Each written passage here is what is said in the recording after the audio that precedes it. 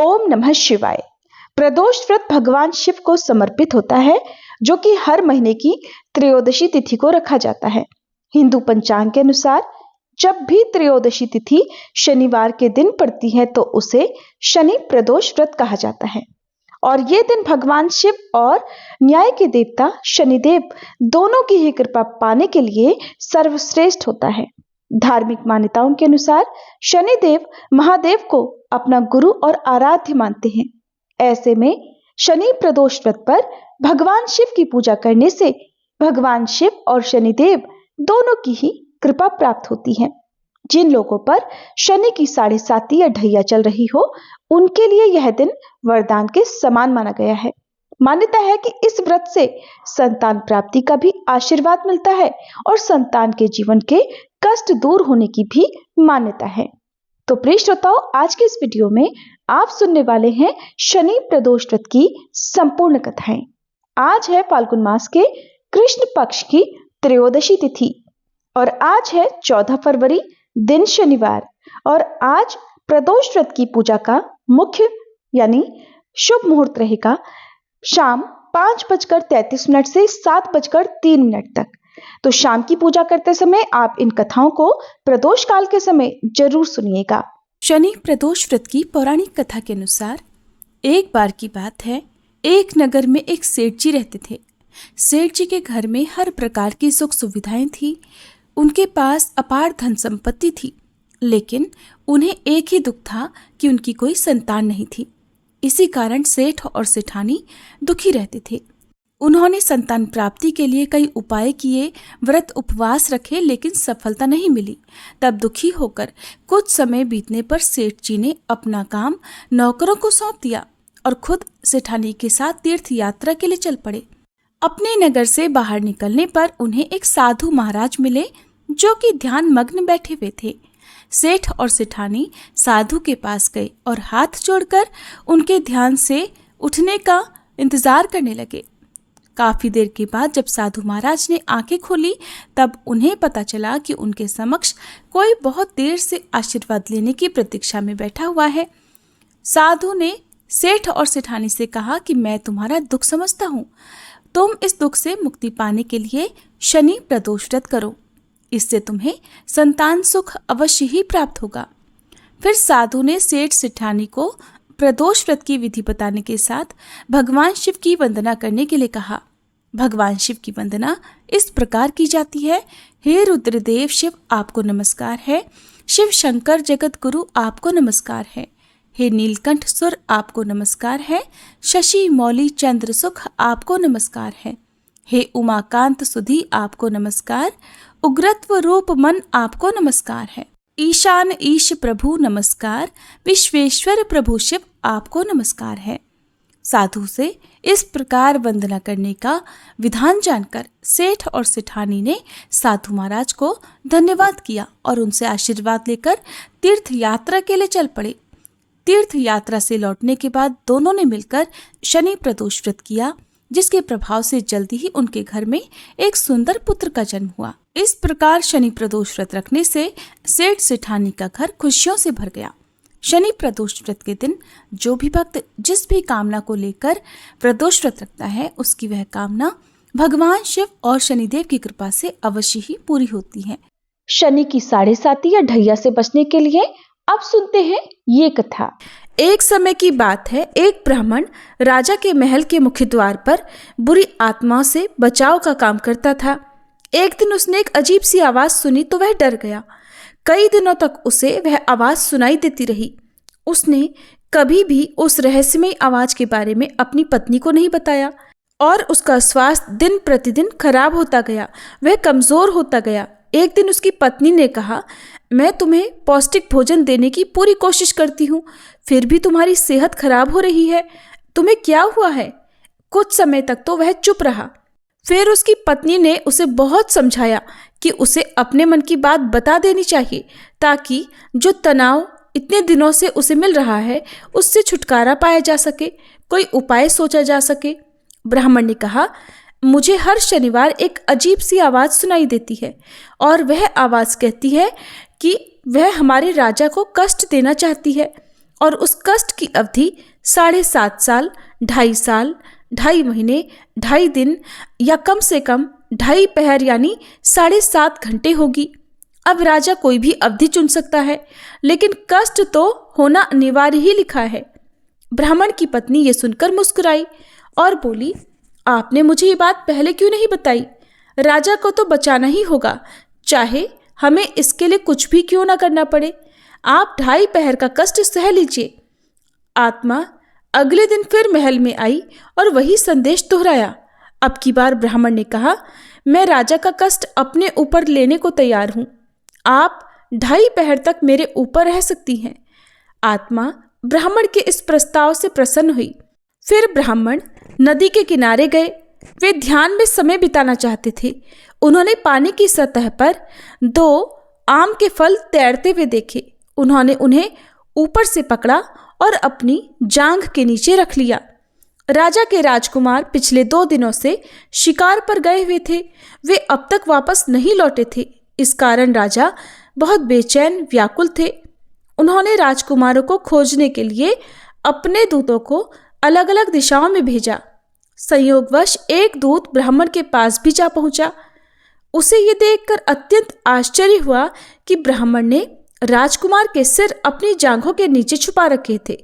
उसने यह बात राजा को बताई। सुनकर राजा क्रोधित हो गए। उन्होंने ब्राह्मण को सूली पर चढ़ा देने का या फांसी देने का आदेश दिया। राजा ने ब्राह्मण से उसकी अंतिम इच्छा पूछी तो ब्राह्मण ने कहा, कृपा करके मुझे 2.5 पहर तक मत मारना। राजा ब्राह्मण की यह बात मान गया। निर्धारित समय समाप्त होने पर ब्राह्मण के अंत की उसे सजा देने की व्यवस्था कर दी गई। ब्राह्मण का सिर गर्म लोहे की तलवार से काटा जाना था।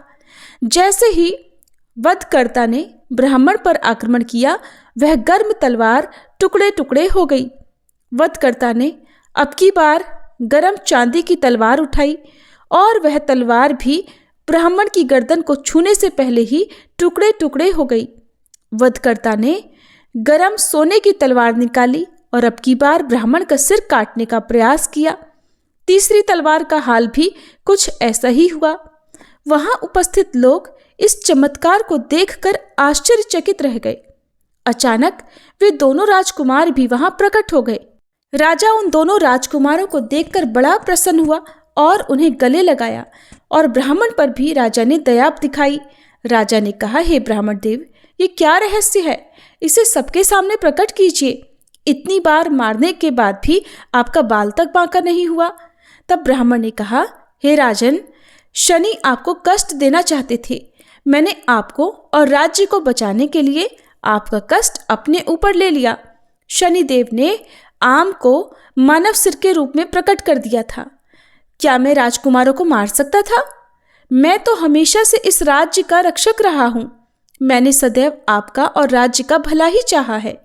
राजा ने कहा, हे ब्राह्मण देव, मुझे तो आपकी बातों पर विश्वास नहीं है। मैं स्वयं शनिदेव को देखना चाहता हूं और अगर आप मुझे नहीं दिखाएंगे तो आपके पूरे परिवार के सभी सदस्य चक्की में पीस दिए जाएंगे। अब की बार तो राजा की यह बात सुनकर ब्राह्मण देवता कांपने लगे।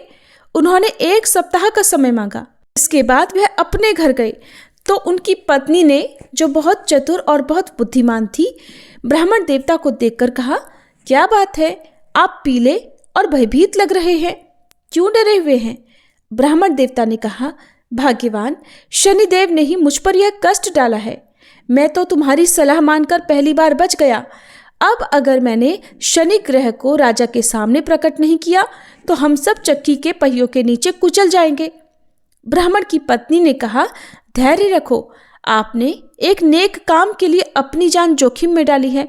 शनिदेव हमारी सहायता अवश्य करेंगे। ब्राह्मण ने चैन की सांस ली। तब उनकी पत्नी ने कहा, राजा से कहो कि आने वाले शनिवार को वह सुबह जल्दी उठे। शनिदेव काले पर्वत के नीचे काले घोड़े पर सवार होंगे। वे तेल से भीगे हुए काले कंबल से ढके होंगे। राजा उनके दर्शन कर सकते हैं।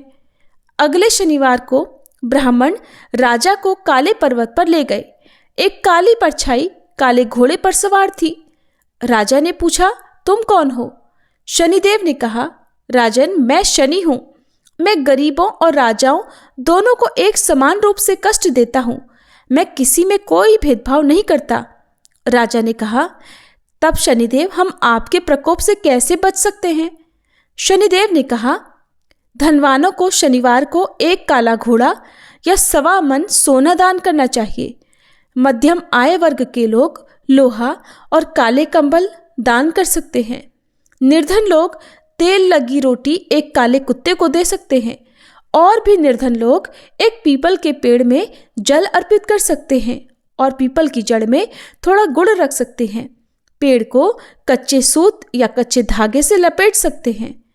सुनकर ब्राह्मण देवता ने कहा, हे शनिदेव, आप कृपया हमारे राजा को कष्ट मत दीजिए। राजा पर आपका प्रकोप अगर हुआ तो वह हमारे नगर को भी प्रभावित करेगा। हे शनिदेव, मैं भविष्य में भी आपके अन्य प्रकोपों को सहन कर सकता हूँ। शनिदेव अचानक अपने काले घोड़े के साथ गायब हो गए और उधर राजा अपने महल में वापस लौट आया। अब वह ब्राह्मण से बहुत प्रसन्न था, क्योंकि उसने साक्षात सब कुछ अपनी आंखों से देखा था। जब ब्राह्मण की पत्नी ने सारी घटना अपनी पत्नी को बताई तो सुनकर वह भी बहुत प्रसन्न हुई और इस प्रकार से राजा भी शनिवार के नियमों का पालन करने लगा। अब तो उसने पूरे राज्य में घोषणा करा दी कि हर कोई अपनी सामर्थ्य, अपनी श्रद्धा के अनुसार शनिदेव का पूजन किया करे, ताकि शनिदेव के प्रकोप से बचा जा सके। आइए अब आपको शनिदेव की दूसरी कथा भी सुनाते हैं। एक बार की बात है कि सभी नवग्रहों में, जिनमें सूर्य, चंद्र, मंगल, बुध, बृहस्पति, शुक्र, शनि, राहु और केतु में विवाद छिड़ गया कि इन सब में बड़ा कौन है। सभी आपस में विवाद करने लगे, लेकिन कोई निर्णय न निकलने पर देवराज इंद्र के पास वे निर्णय कराने पहुंचे। सभी ग्रहों को अपने सामने उपस्थित देखकर इंद्रदेव घबरा गए। फिर उन्होंने निर्णय करने में अपनी असमर्थता जताई, परंतु उन्होंने ये भी कहा, इस समय पृथ्वी पर राजा विक्रमादित्य का राज है, जो कि अति न्यायप्रिय हैं। वे ही इसका निर्णय कर सकते हैं। तब सभी ग्रह एक साथ राजा विक्रमादित्य के पास पहुंचे और अपना विवाद बताया, साथ ही निर्णय करने के लिए भी कहा। राजा विक्रमादित्य इस समस्या से चिंतित थे, क्योंकि वे जानते थे कि जिस किसी को भी छोटा बताया वही क्रोधित हो उठेगा। तब राजा को एक उपाय सूझा। उन्होंने स्वर्ण, रजत, कांस्य, पीतल, शीशा, रांगा, जस्ता, अभ्रक और लोहे से 9 सिंहासन बनवाए और उन्हें इसी क्रम से रख दिया। फिर उन सबसे निवेदन किया कि आप सभी अपने अपने सिंहासन पर स्थान ग्रहण करें। जो भी अंतिम सिंहासन पर बैठेगा वही सबसे छोटा होगा। इसके अनुसार लौह सिंहासन सबसे बाद में होने के कारण शनिदेव सबसे बाद में बैठे तो वही सबसे छोटे कहलाए। अब शनिदेव को लगा कि राजा ने ऐसा जानबूझकर किया है, तो वह क्रोध में आकर राजा विक्रमादित्य से बोले, राजा, तू मुझे नहीं जानता। सूर्य एक राशि में 1 महीना, चंद्रमा 2.25 दिन, मंगल 1.5 महीना, बृहस्पति 13 महीने, बुध और शुक्र 1-1 महीने विचरण करते हैं, लेकिन मैं 2.5 से 7.5 साल तक रहता हूँ। बड़े बड़ों का मैंने विनाश किया है। श्री राम की 7.5 आई तो उन्हें वनवास हो गया। रावण की आई तो उसकी लंका को वानरों की सेना से हारना पड़ा। अब तुम सावधान होकर रहना।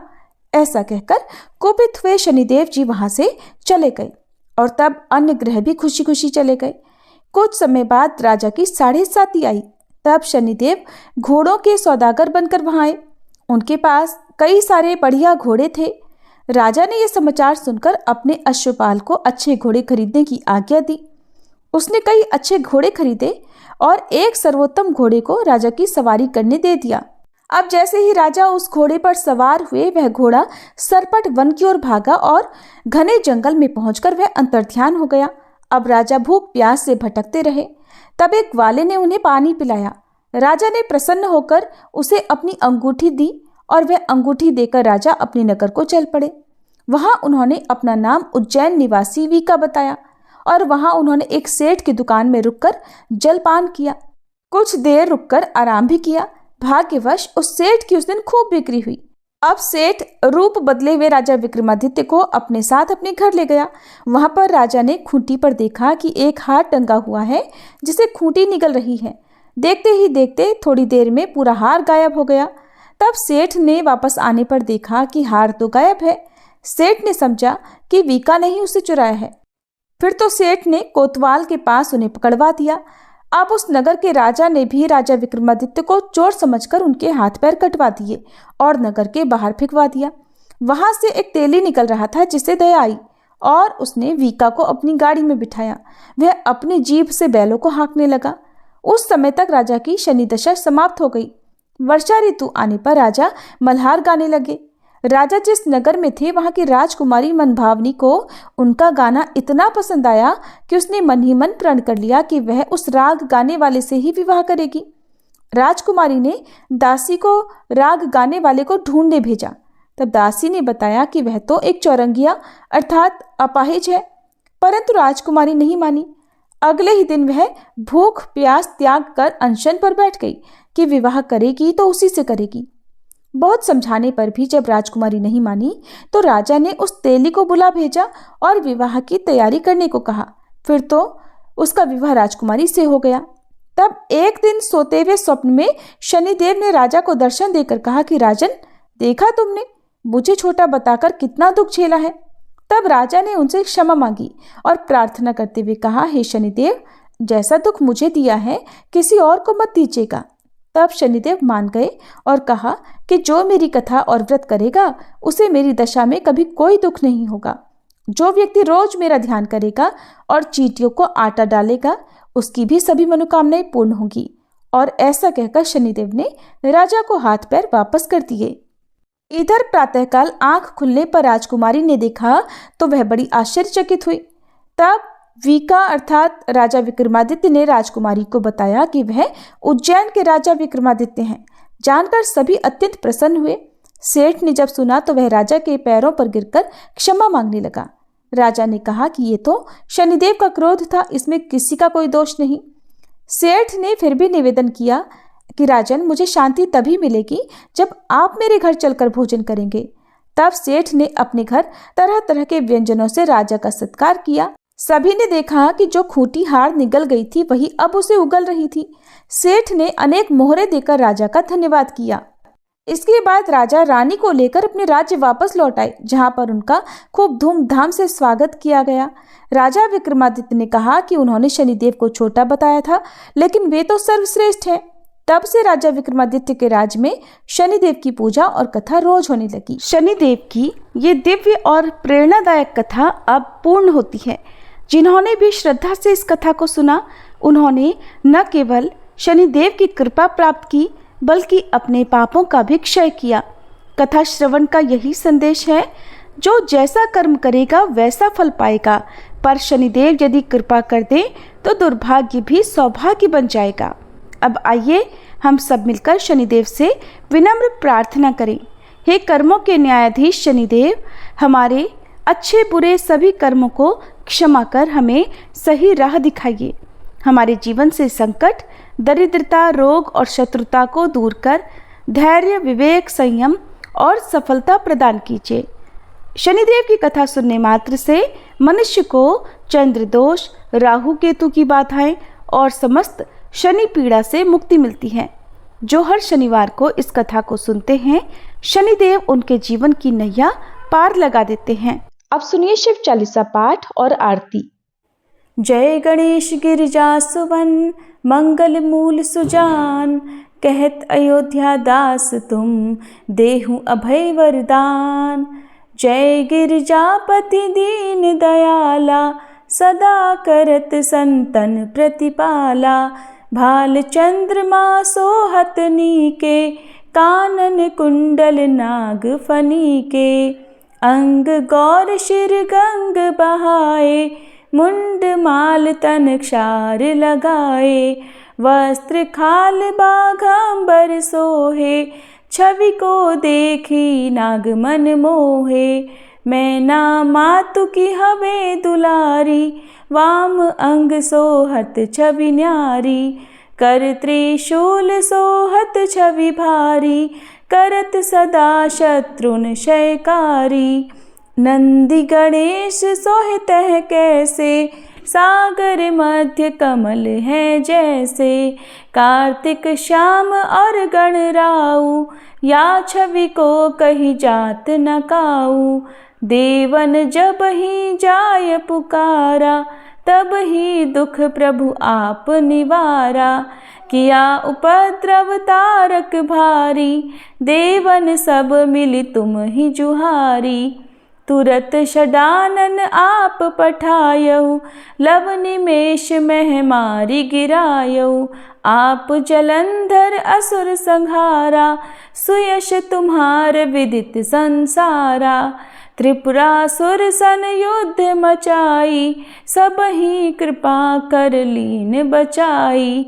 किया तपहि भागीरथ भारी, पुरब प्रतिज्ञा तासु पुरारी। दानिन मह तुम सम को नाही, सेवक स्तुति करत सदाही। वेद नाम महिमा तब गाई, अकथ अनादि भेद नहीं पाई। प्रकटी उदधि मंथन में ज्वाला, जरत सुरासुर भये विहाला। कीन्ही दया तह करि सहाई, नीलकंठ तब नाम कहाई। पूजन रामचंद्र जब कीन्हा, जीत के लंक विभीषण दीन्हा। सहस कमल में हो रहे धारी, कीन्ह परीक्षा तब ही पुरारी। एक कमल प्रभु राखे उजोई, कमल नयन पूजन चह सोई। कठिन भक्ति देखी प्रभु शंकर, भय प्रसन्न दिए इच्छित वर। जय जय जय अनंत अविनाशी, करत कृपा सबके घटवासी। दुष्ट सकल नित मोहि सतावे, भ्रमत रहो मोहि चैन ना आवे। त्राहि त्राहि मैं नाथ पुकारो, ये ही अवसर मोहि आन उबारो।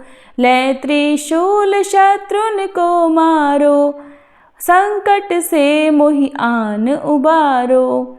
मात पिता भ्राता सब होई, संकट में पूछत नहीं कोई। स्वामी एक है आस तुम्हारी, आए हरहु मम संकट भारी। धन निर्धन को देत सदाही, जो कोई जाचे सो फल पाही। स्तुति के ही विधि करे तुम्हारी, क्षमहु नाथ अब चूक हमारी। शंकर हो संकट के नाशन, मंगल कारण विघ्न विनाशन। योगी यति मुनि ध्यान लगावे, शारद नारद शीश नवावे। नमो नमो जय नमः शिवाय, सुर ब्रह्मादिक पार न पाए। जो यह पाठ करे मन लाई, तापर होत है शंभु सहाई। ऋनिया जो कोई हो अधिकारी, पाठ करे सो पावन हारी। पुत्र होन कर इच्छा जोई, निश्चय शिव प्रसाद ते ही होई। पंडित त्रयोदशी को लावे, ध्यान पूर्वक होम करावे। त्रयोदशी व्रत करे हमेशा, ताके तन नहीं रहे कलेशा। धूप दीप नैवेद्य चढ़ावे, शंकर सम्मुख पाठ सुनावे। जन्म जन्म के पाप नसावे, अंत धाम शिवपुर में पावे। कहे अयोध्या दास आस तुम्हारी, जानी सकल दुख हरहु हमारी। नित नेम कर प्रातः ही पाठ करो चालीसा, तुम मेरी मनोकामना पूर्ण करो जगदीश। मगसर छठी हेमंत ऋतु संवत 64 जान, स्तुति चालीसा शिव ही पूर्ण कीन कल्याण। हर हर महादेव। ओम जय शिव ओमकारा, स्वामी जय शिव ओमकारा। ब्रह्मा विष्णु सदा शिव, ब्रह्मा विष्णु सदा शिव।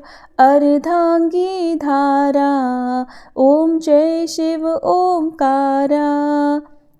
कानन चतुरानन पंचानन राजे, स्वामी पंचानन राजे। हंसासन गरुड़ासन वृषवाहन साजे, ओम जय शिव ओमकारा। दो भुज चारु चतुर्भुज, 10 भुज अति सोहे, स्वामी 10 भुज अति सोहे। त्रिगुण रूप निरखता, त्रिभुवन जन मोहे, ओम जय शिव ओमकारा। अक्षमाला वनमाला मुंडमाला धारी, स्वामी मुंडमाला धारी। चंदन मृग मद सोहे, भाले शशिधारी, ओम जय शिव ओमकारा। श्वेतांबर पीतांबर बाघांबर अंगे, स्वामी बाघांबर अंगे। सनकादिक गरुड़ादिक भूतादिक संगे, ओम जय शिव ओमकारा। कर के मध्य कमंडल चक्र त्रिशूलधारी, स्वामी चक्र त्रिशूलधारी। सुखकारी दुखहारी जग पालनकारी, ओम जय शिव ओमकारा। ब्रह्मा विष्णु सदाशिव जानत अविवेका, स्वामी जानत अविवेका। प्रणवाक्षर में शोभित ये तीनों एका, ओम जय शिव ओमकारा। त्रिगुण स्वामी जी की आरती जो कोई नर गावे, स्वामी जो कोई नर गावे। कहत शिवानंद स्वामी, रटत भोलानंद स्वामी, सुख संपत्ति पावे, ओम जय शिव ओमकारा। ओम जय शिव ओमकारा, स्वामी जय शिव ओमकारा। ब्रह्मा विष्णु सदाशिव अर्धांगी धारा, ओम जय शिव ओमकारा।